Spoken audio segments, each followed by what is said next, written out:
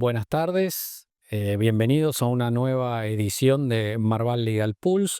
En este, en este momento vamos a hablar sobre la transacción Discovery Warner Media, específicamente sobre los aspectos antitrust y el análisis antitrust que se hizo en Argentina.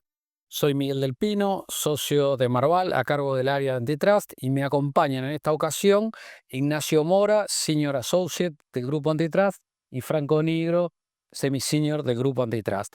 Bueno, esta transacción por la cual Discovery adquirió Warner Media es una transacción que ocurrió en el año 2022, en abril de 2022, que, digamos, nosotros fuimos uno de los tantos países que tuvimos que notificar esta transacción a las autoridades de competencia. En total fueron 20 países. La Argentina fue el último porque el sistema en Argentina es un sistema de post-closing. Una vez que ocurre la transacción, se notifica, y dado que eran dos grupos económicos muy conocidos, muy potentes en los mismos mercados, la transacción tuvo algunas, digamos, la transacción generó algunas dudas por parte de la autoridad de competencia, que llevó a un delicado análisis y a un gran trabajo que tuvo que hacer este equipo.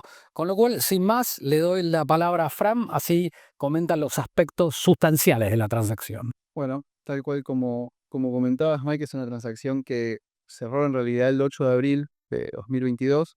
Fue notificada en Argentina poco tiempo después, el 13 de abril, pero como bien mencionabas, en un escenario post-transacción ya había sido notificada en un montón de países anteriormente. Y acá en Argentina fue una transacción, obviamente, que mantuvo el alto perfil que tuvo en todo el mundo, digamos, por el calibre de las compañías involucradas, y fue un expediente que se movió, digamos, para lo que es el proceso de revisión argentino a un ritmo bastante acelerado. Ya el 15 de septiembre de ese año teníamos un informe de objeción, eh, que es básicamente un documento donde la Comisión Nacional de Defensa de la Competencia, por escrito, delimita todos los aspectos de una transacción que le pueden llegar a parecer potencialmente problemáticos desde el punto de vista de la competencia.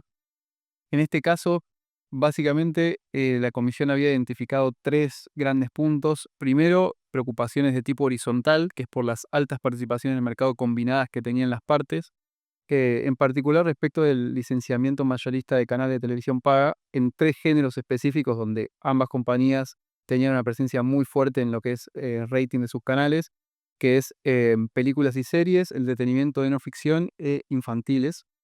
Después, por otro lado, el segundo punto fue una potencial relación vertical o una potencialidad de efectos verticales, en donde la teoría del daño, digamos, que elaboró la comisión fue la posibilidad de que esta nueva entidad combinada, que tenía simultáneamente canales de televisión lineal y una plataforma de streaming, limitara el contenido que ofrecía o degradara, digamos, su oferta de canales lineales en favor de su propio servicio de streaming que se ofrecía directo al consumidor.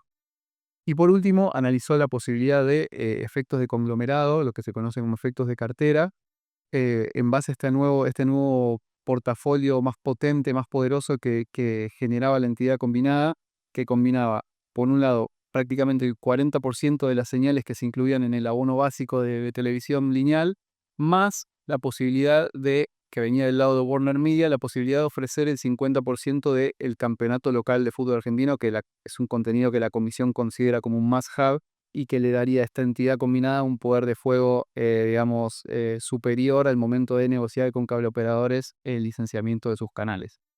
Eh, También, junto con este informe de objeción, que es algo, digamos, novedoso en ese momento, la comisión emitió una medida de tutela anticipada para efectivamente impedir que continúe la integración entre ambas compañías, que es algo que, bueno, tiene sus particularidades en un sistema post-closing como el que tenemos nosotros. Y bueno, importante decir que las partes, ante este informe de objeción de la comisión, las partes tuvieron la posibilidad y efectivamente presentaron una respuesta formal ante la comisión, donde presentaron una serie de argumentos e información adicional para intentar despejar o rebatir los argumentos de la comisión respecto de los posibles efectos, digamos, de la transacción del mercado. Y esta respuesta en informe de objeción sirvió, digamos, como punto de partida o como riel sobre el cual encaminar la negociación para lo que fue después la negociación de remedios y el desenlace del caso, por así decirlo.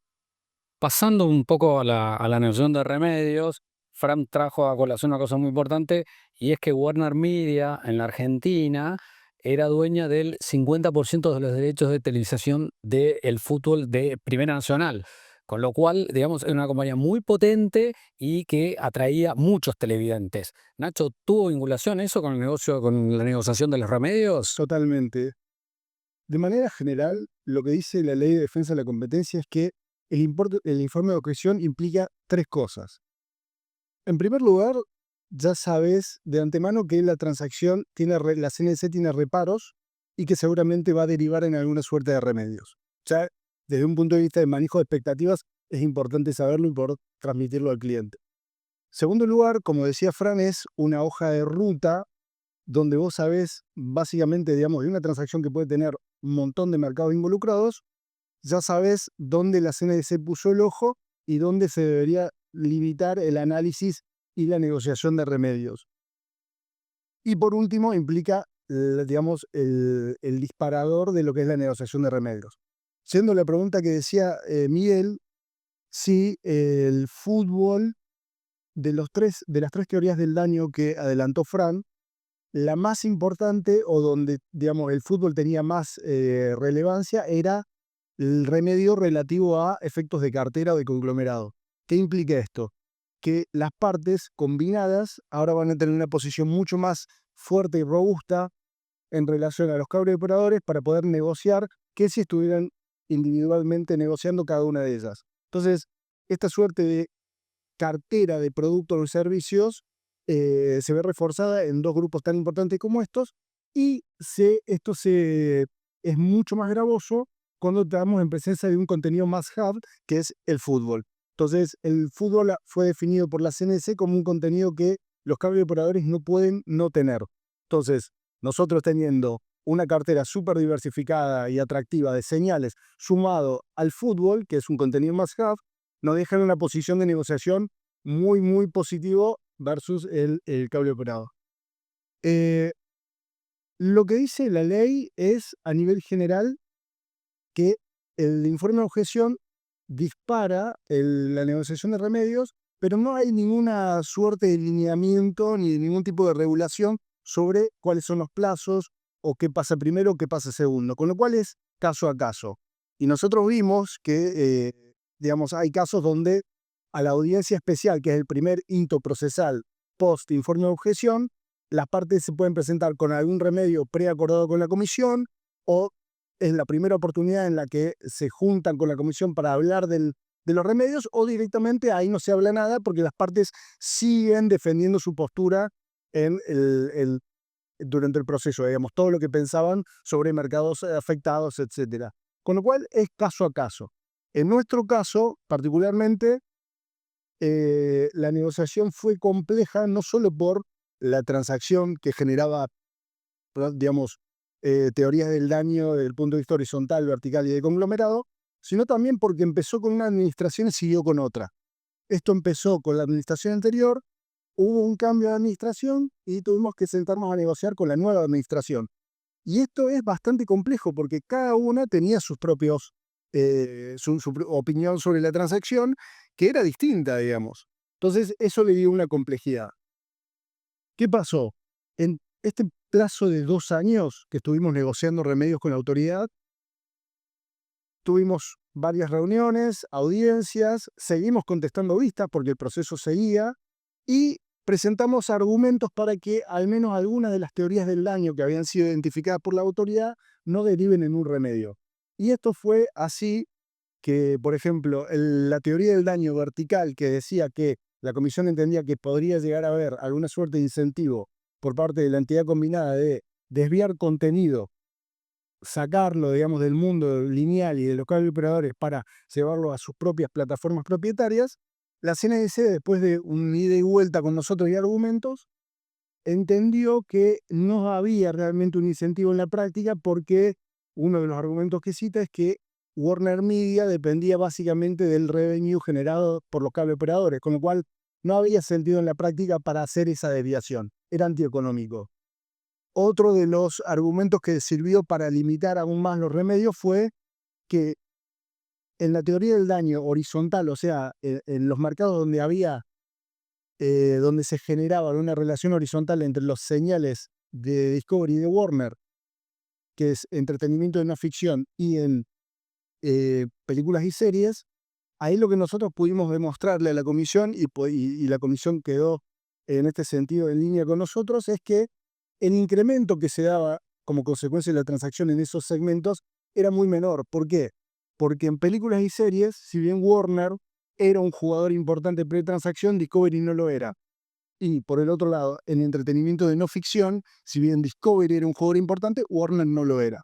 Entonces, lo que pasó ahí fue que la CNS desistió de un remedio horizontal con relación a esas señales, más allá de que siguió considerando que la participación resultante en esas dos señales le sumaba de cara al efecto de cartero de conglomerado, porque independientemente si la transacción implicaba mucho o poco incremento en esas señales, la participación combinada y el portafolio de señales seguía siendo bastante robusto y independientemente de ese incremento. Entonces, ¿en qué derivó todo esto? En remedios relativos a no empaquetamiento entre las señales infantiles de Warner con las señales infantiles de Discovery, no empaquetamiento entre la señal TNT Sports, que es el fútbol, el contenido más hub de Warner, con ninguna de las señales de Discovery, y la creación de una línea o hotline para que los cable operadores o cualquier interesado pueda llamar y quejarse si verifica que nosotros no cumplimos con alguno de los remedios que fueron ofrecidos y aceptados por la autoridad.